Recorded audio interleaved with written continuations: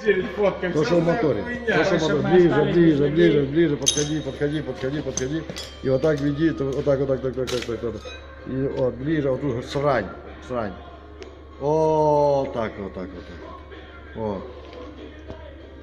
Вот так. О! И покажи, что это Hyundai. Да. 180 тысяч пробегов. Вот такая беда. 180 тысяч. Да, 180 тысяч пробега, вот такая беда. Кошмар. При этом это реально его пробег. Реально первый раз крыли. Вот такое масло, блядь. Вот такая беда с машинами.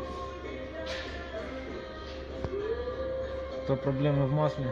Проблема в масле изначально. Либо не заменой, рекомендуемой на 8000, Либо херовое масло. либо очень херовое масло. Но зато сэкономили на масле. Ну, не без того.